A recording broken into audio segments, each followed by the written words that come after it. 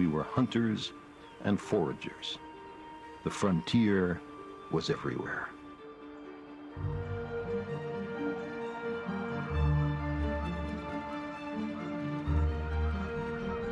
We were bounded only by the earth and the ocean and the sky.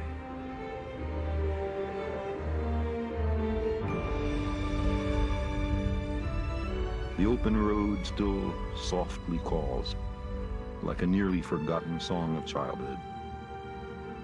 For all our failings, despite our limitations and fallibilities, we humans are capable of greatness.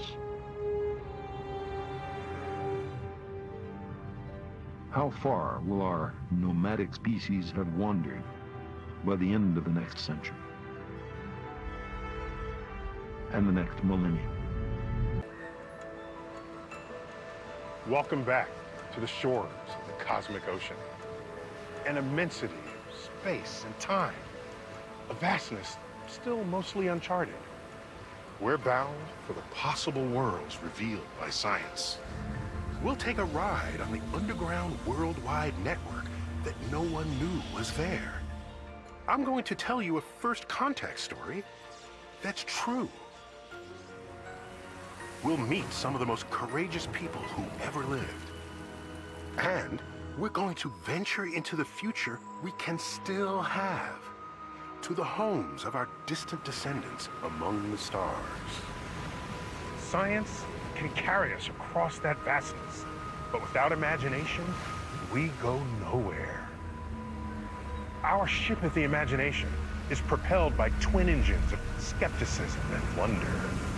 It's guided by the simple set of rules that define science and make it so powerful. Test ideas by experiment and observation. Build on those ideas that pass the test. Reject the ones that fail. Follow the evidence wherever it leads and question everything. Take these rules to heart and the cosmos is yours. Come with me.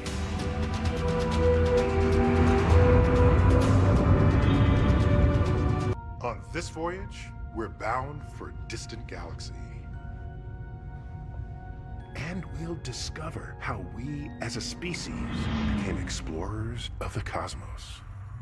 There she is, NASA's Voyager 1. Launched in 1977, she is the most distant object built by human hands. She's done some hard traveling since our last encounter. Logged another 1.5 billion miles. Voyager's making for other parts of our Milky Way. But we have another, far more distant destination. The cosmic ocean is made of space and time. You can't move in space without also moving in time. Our voyage will take us a long way from home, a little more than 1 billion light years. We're also traveling 1 billion years into the past, to an event so violent, it will even shatter time.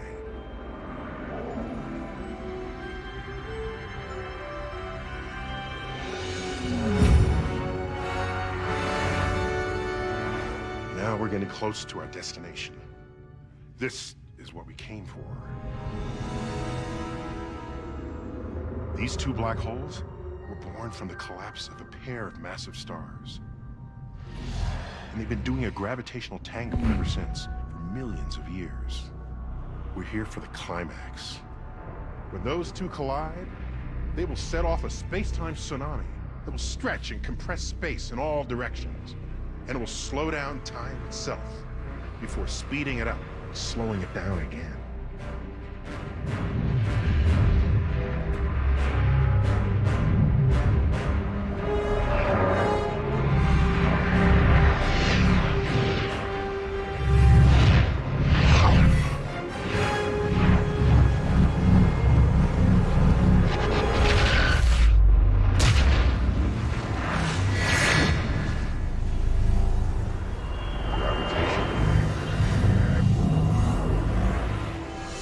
Slow down time itself.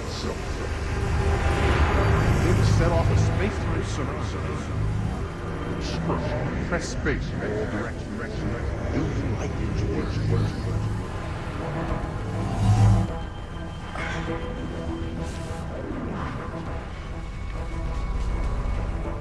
What does an event that took place more than 1 billion light years away have to do with us? Albert Einstein was the first to understand that matter could send ripples across space-time. He imagined that catastrophic explosions of matter should create something much bigger than ripples. Great waves, gravitational waves. You are seeing and hearing me right now on whatever device you have because we figured out a way to manipulate the electromagnetic spectrum. If we can learn to surf those gravitational waves the way we know how to ride the electromagnetic ones, who knows? It's as impossible to foresee as our world was to the scientists who experimented with electricity back in the 19th century. Cosmologists predicted the existence of black holes. Gravitational waves are the first direct evidence that black holes are real. But they may also provide a new way of knowing and exploring the cosmos. We can add it to the other senses that science has devised to penetrate the great dark ocean. All the kinds of light we use. Gamma ray, X-ray, ultraviolet, infrared, microwave, radio wave, and visible light. This newest way to search the cosmos could help us to one day know what's happening inside those black holes and the other hidden places that make up most of the universe. What if we could detect the gravitational waves that were caused by the first moment of creation, the birth of the cosmos? What if we could extend our vision to see the whole sweep of 14 billion years of cosmic evolution?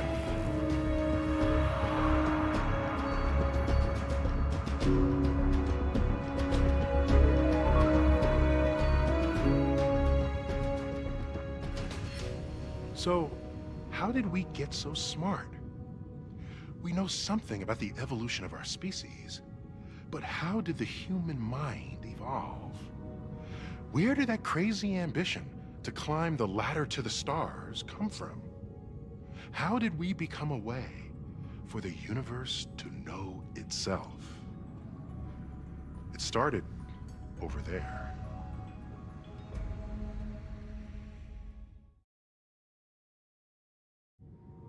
The cosmic calendar is a way for us to grasp the vastness of time. We've taken all of time from the birth of the universe to this very moment and compressed it into a single calendar year. On this scale, every month represents a little more than 1 billion years. Every day represents nearly 40 million years. Our own story begins with all the other life on our little world. Every living thing on Earth is descended from a single origin. It happened in the deep ocean darkness on September 15th, about 4 billion years ago. Within this tiny single-celled organism was a kind of chemical ladder, the DNA double helix. Star stuff. Oxygen, carbon, nitrogen, elements cooked in the hearts of distant stars combined with hydrogen from the Big Bang to become alive on this little world. Through random changes, mutations in the genes, some of which led to more successful life forms, what we call evolution by natural selection. The ladder grew, adding more and more rungs. It took another 3 billion years for life to evolve the complexity of the plants and animals that you could see with the naked eye.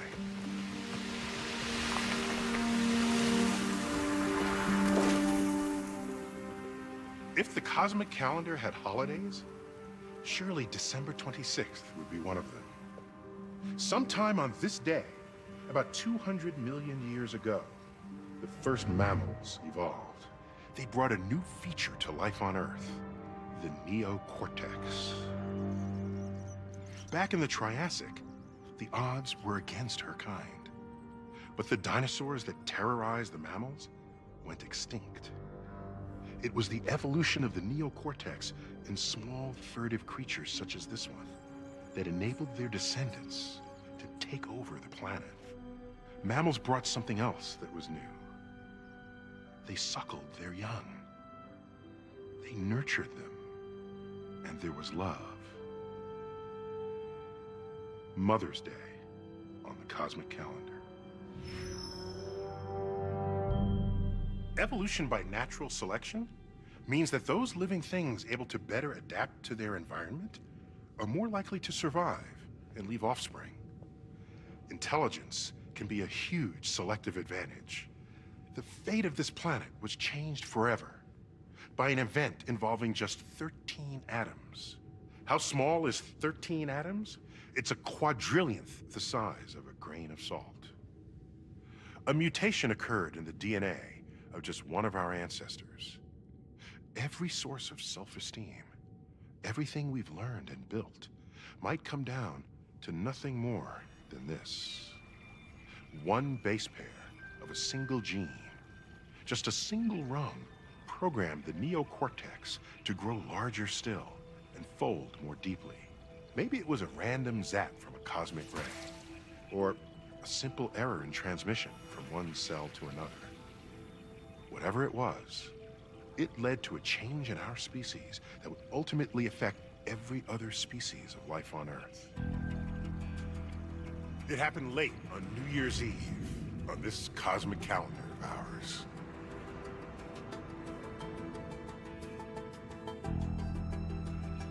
To think that, for good or evil, our ability to feel loyalty and concern for increasingly larger groups, our obsession with certain belief systems, our capacity to imagine the future, our power to transform the world and to search the cosmos for answers.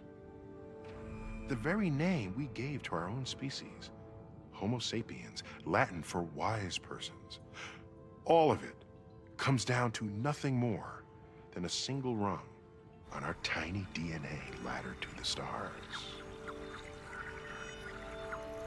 For much of the last hour on the cosmic calendar, for all but the last minute, our ancestors were hunters and gatherers, living in small bands.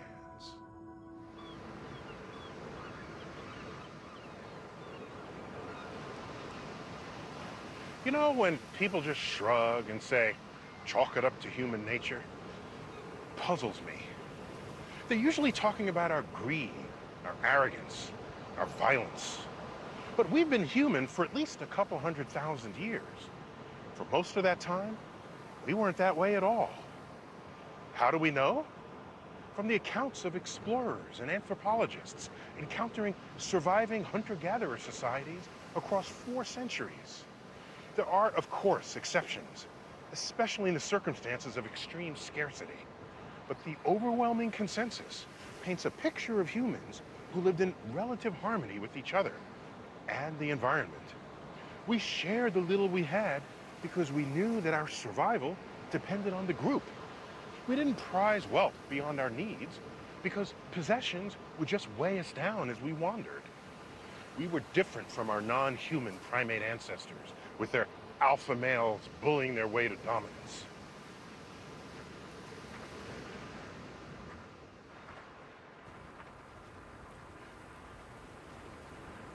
And where was God? Everywhere. In the rocks and in the rivers, in the trees and the birds and every living thing. That was human nature for a couple of 100,000 years.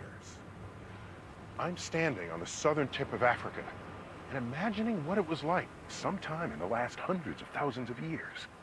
Back then, Africa was home to all the world's Homo sapiens, all 10,000 of them. If you were an extraterrestrial on a survey mission, you might have thought we were an endangered species. Someday soon, there will be 10 billion of us. What happened? How did we become the globe-girdling, space-traveling species that we are today?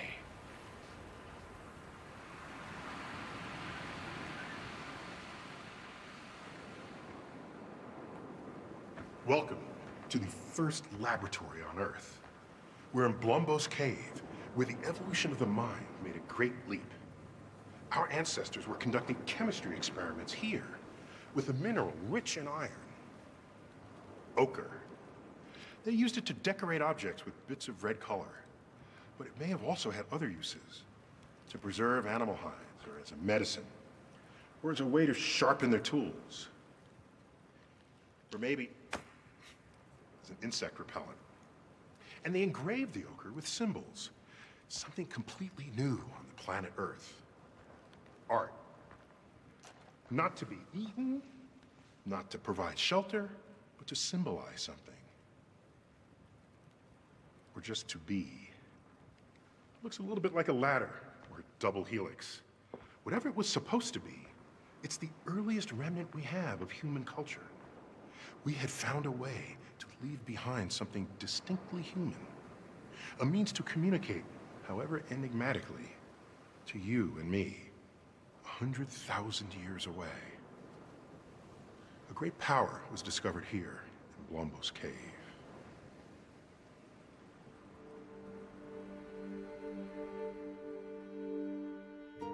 At 25 cosmic seconds to midnight, between 10 and 12,000 years ago, humans discovered another great power. Instead of foraging for food, we learned how to grow it in the earth. This changed everything. Our ancestors did something else they had never done before. They invented new tools, technology, to plant and pull food out of the earth. They settled down and moved indoors. Our relationship to nature and to one another would never be the same. This agricultural revolution, the domestication of plants and animals, is the mother of all revolutions, because all others trace back to it. Its consequences reach far beyond even our own moment in time. Like most revolutions, this one brought change that was both great and horrifying. There was a new concept in the world: home.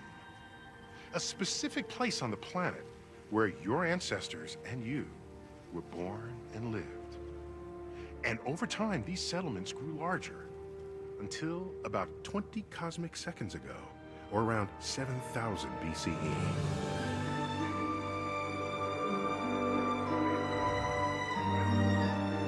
Welcome to Çatalhöyük, a community on the Anatolian plain. It's about 9,000 years ago, and everyone has settled in for the evening. Tonight, roughly the same number of people who once populated all of Africa are living together in this proto-city. The city is such a new idea, they haven't invented the street yet, or the window. So the only way you can get into your apartment is to walk along the rooftops till you arrive at the opening to your dwelling. Çatalhöyük lacked something much more significant than streets and windows. There is no palace here. The bitter price that the invention of agriculture cost human society had yet to be paid. Here, there was no dominance of the few over the many. There was no 1% attaining lavish wealth, while most everyone else merely subsisted. Forensic analysis of the women, men, and children who lived here show a remarkable similarity in diet. They still cherished the hunter-gatherer ethos of sharing. Çatalhöyük was egalitarian. The weakest ate the same food that the strongest did, and everyone lived in the same kind of home. But man, it was anything but drab. Come on, I'll show you.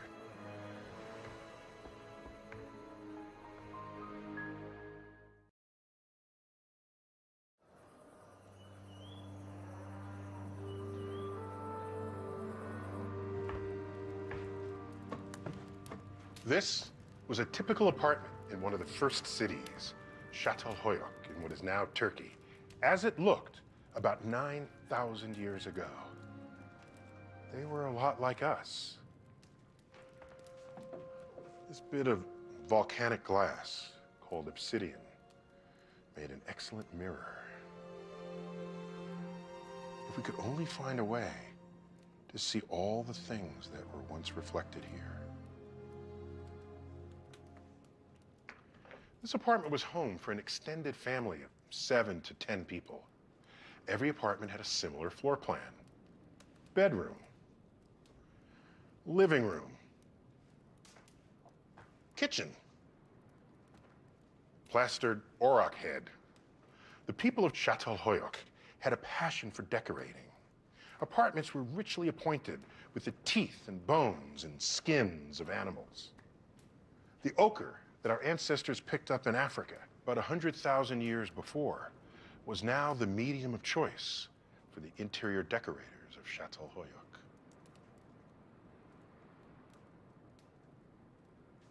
And the red ochre had yet another profound application.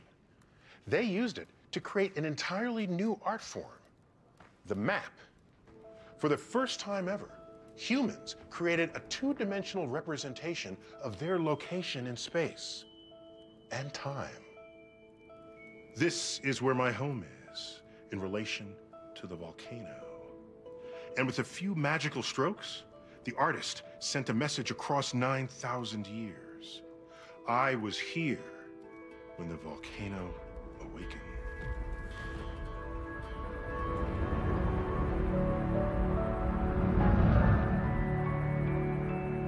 The experiment at Çatalhöyük was a success, and within a few thousand years, there were cities everywhere.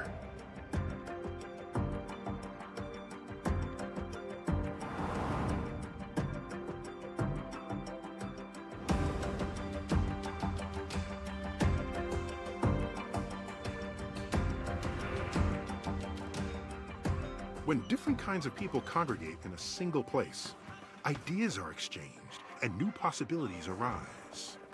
The city is a kind of brain, creating and processing new ideas. Here, in the city of Amsterdam in the 17th century, citizens of the old and new worlds mingled as they never had before, and there was an unprecedented freedom of thought. These conditions produced a golden age of science and art. In Italy, Giordano Bruno had proclaimed the existence of other worlds. For this, he had been made to suffer. But a mere 50 years later, in Holland, the astronomer Christian Huygens, who held the same belief, was showered with honors. Light was the central theme of the age. The enlightenment of human curiosity set free, and the light shed by Europe's first look at the once hidden realms of the planet. The light that permeated the paintings of the time, particularly the work of Vermeer. And light as an object of scientific inquiry. For generations, textile merchants had used a lens to examine the thread count of finely stitched fabrics. In the Amsterdam of that time, there lived 3 men whose passion for light inspired them to use that ancient device in a completely new way. They aimed the textile merchant's lens at objects no one had ever thought to examine closely before. It became a window, an aperture for finding and exploring new worlds. Antony von Leeuwenhoek used a single lens to reveal the teeming microcosm in a drop of water.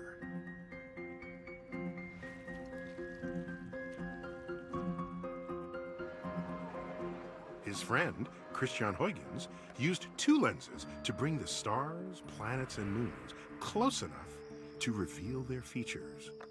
Huygens became the first to see that Saturn's rings did not touch the planet, and the first to understand what they really were. He also discovered Saturn's largest moon, Titan. Huygens, like Bruno, believed that the stars were other suns, orbited by their own systems of planets and moons. But why was there no hint of those other worlds and their living things in the sacred books? Whatever disquiet this contradiction may have stirred in the hearts and minds of the leaders of the Enlightenment, there was only one man who dared to address it head-on. he was another wizard of light. Baruch Spinoza had been a member of the Jewish congregation of Amsterdam through his teenage years. But in his early 20s, he began to speak publicly of a new vision of God. Spinoza's God was the physical laws of the universe. His sacred text, the Book of Nature. The Jews of Amsterdam were mostly refugees from the vicious inquisitions in Spain and Portugal, where so many of them had been tortured and murdered. Amsterdam had offered the Jews a refuge, and they must have seen Spinoza's radical ideas as a threat to their hard-won security in Holland. They excommunicated the young rebel and decreed that he must be forever shunned. Spinoza accepted their punishment with dignity, but without a trace of submission. He moved nearby to The Hague, where he went even further, daring to write that the Bible was not dictated by God, but written by human beings. Spinoza wrote, "Do not look for God in miracles. Miracles are violations of the laws of nature. God is best apprehended in the study of those laws." No one had ever said these things aloud before. Spinoza knew that he was testing the limits of free thought, even for Holland. To him, an official state religion was more than spiritual coercion of the individual. Spinoza regarded the miraculous events of the major religious traditions as organized superstition. In his view, magical thinking posed a danger to the future citizens of a rational, free society. There could be no such thing as democracy without the separation of church and state. He wrote a book that introduced the ideas at the heart of the American and many another revolution. Then, as now, there were those who were threatened by this view of God.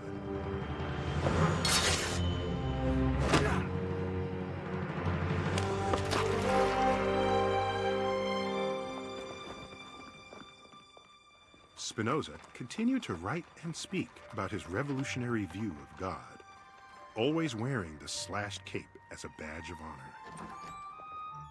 He died at 44, possibly from inhaling particles of dust during his years of grinding lenses for microscopes and telescopes. 250 years later, another man with a passion for light made a pilgrimage to the humble workroom that had been preserved as a testament to the vast influence of Spinoza's philosophy. This man, world famous for finding a new law of nature, was often asked if he believed in God. Albert Einstein replied, "I believe in Spinoza's God, who reveals himself in the harmony of all that exists." Our understanding of nature's laws has advanced far beyond Spinoza's and even Einstein's wildest dreams. But there is one law of nature we cannot seem to grasp. Inscribed in the Book of Nature is a parable about an ancient alliance between two kingdoms and those who would tear it apart.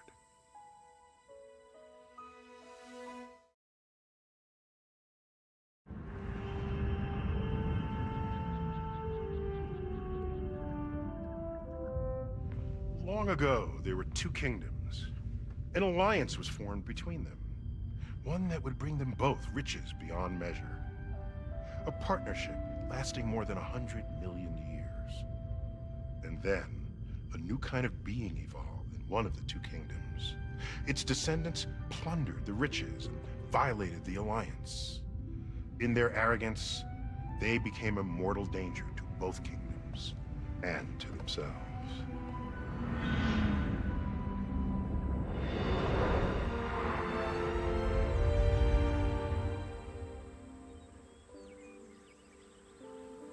This parable is true.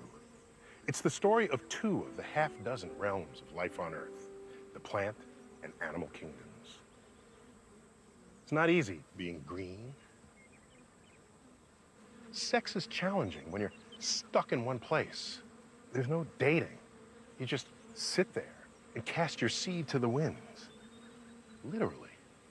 You just wait for the wind to blow.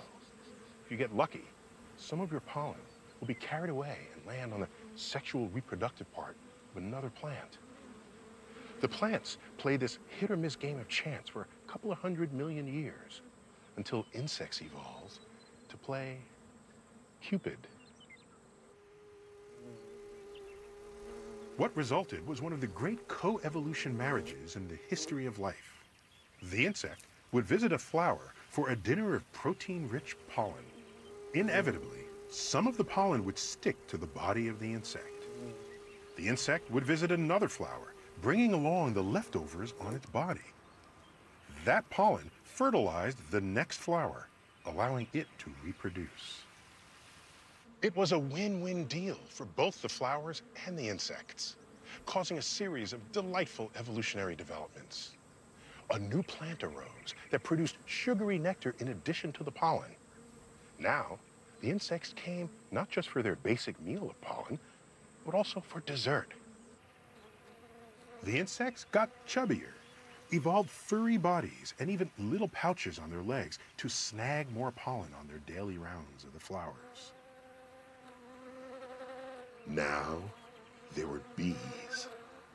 This was a bonus for yet another species of the animal kingdom. Us.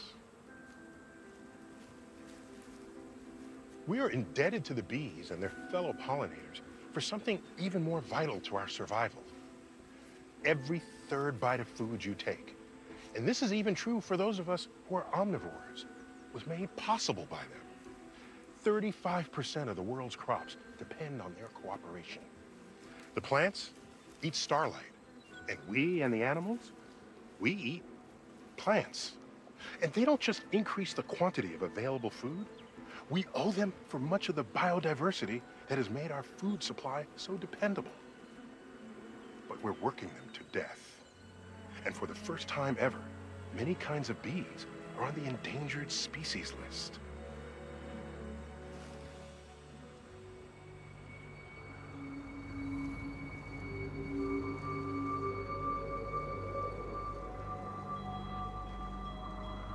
I think you know where this is headed.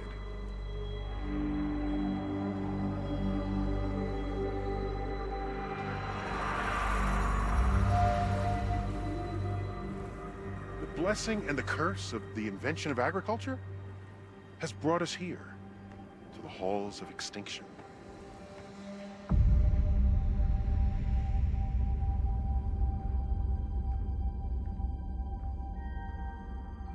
A memorial to all the living things lost in the mass extinction events in Earth's history.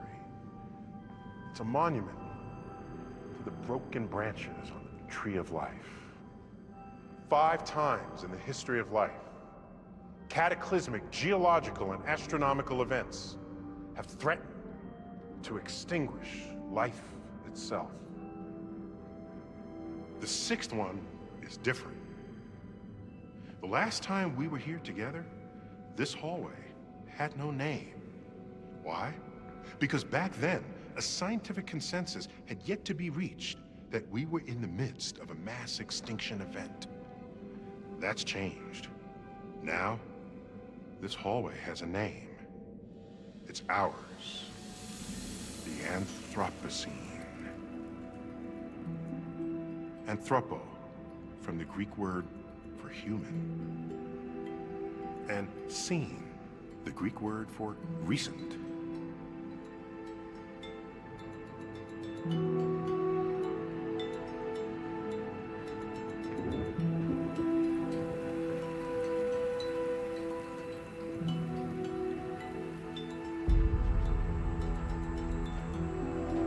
These are the species we hunted to extinction back when we were wanderers, including our own cousins, the Neanderthals.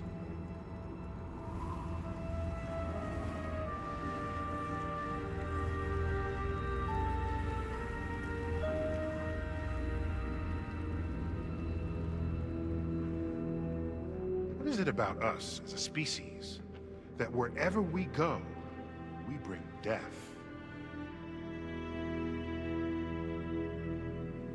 Beyond here lies the future. Even now, it's not too late to keep this corridor from lengthening. If we fail...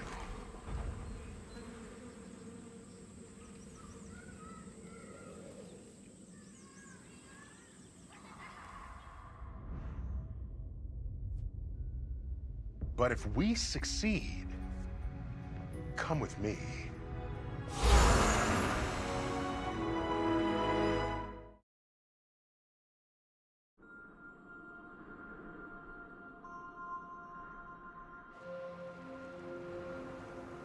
In a possible future, only decades away, Project Starshot, a flotilla of 1,000 spacecraft, will depart from Earth.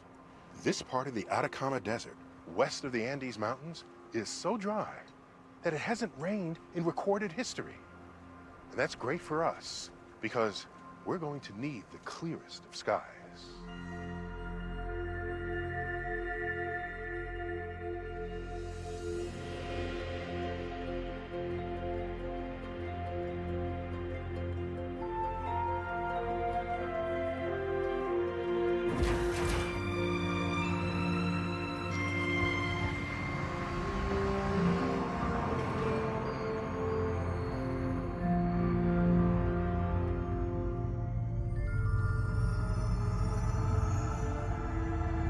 There were no witnesses when the first life left the water for the land.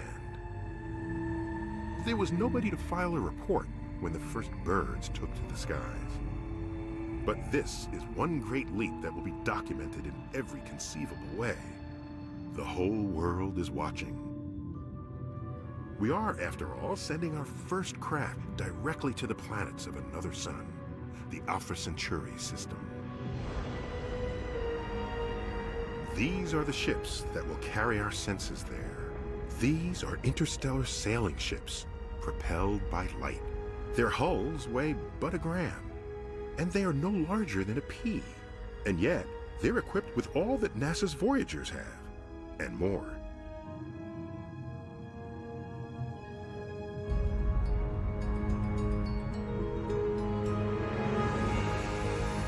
When the first light blasts forth from this phased array of lasers, the spacecraft will accelerate from 0 to 20% of the speed of light in mere minutes.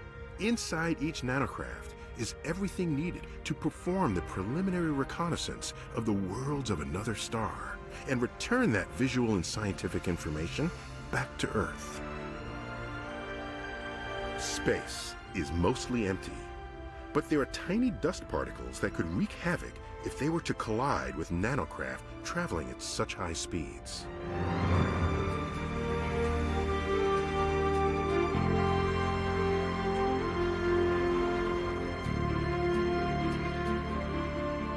That's one of the reasons we need to send so many of them.